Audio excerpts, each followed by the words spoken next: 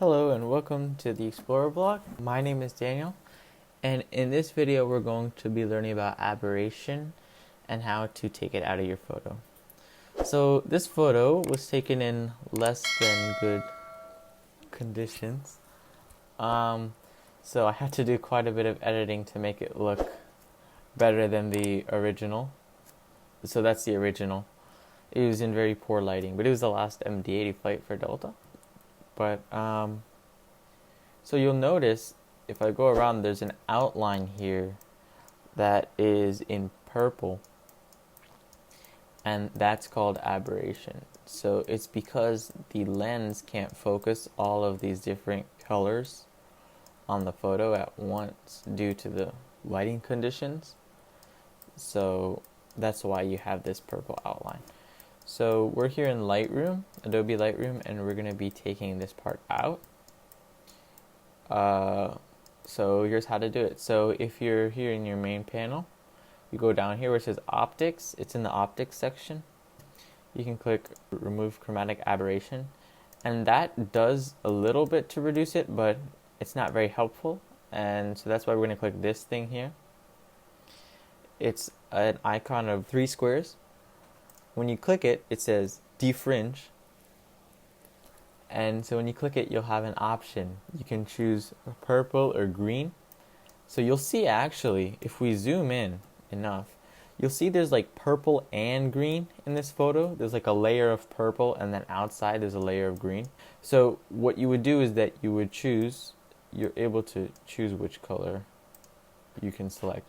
So in this case, so we're choosing either purple or green, so we're going to do purple. This is the Hue Range, so our range is included here.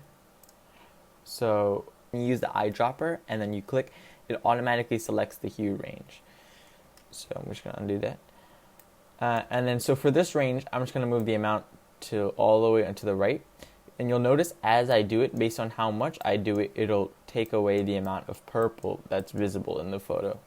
But you'll notice we still have some green here, so I can just click on the green to select the green. It'll show the green spectrum. I'm going to include the green area that's probably here, and I can just remove that. Now I no longer have any purple or green around the photo. Here I have a little bit of green, but for the most part, there's no green, no purple around the outline of the photo.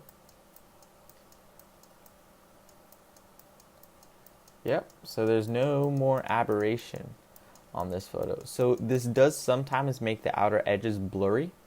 That's where you can add clarity, which basically adds detail to the outer edges of the photo.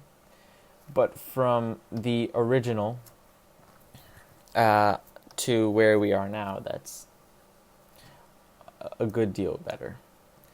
So I'm going to go to another picture that I have from a while ago, but there is aberration in this picture.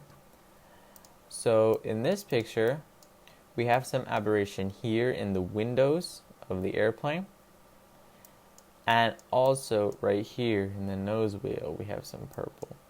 So I'm going to open this up. This I actually edited before, so I don't have all the sliders to how it was, but same thing here. So we see purple.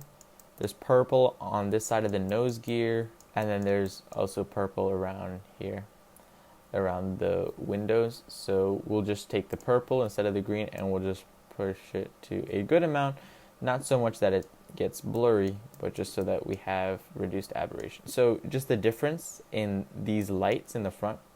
If I keep the aberration, you'll see the difference between the purple and no purple. And then up here in the pilot's window. So yeah. So you'll notice here actually, in this case, this makes this part gray. So that's a case that you wouldn't want to use this aberration slider all the way. So in this case, you just use it just enough so that you can remove it.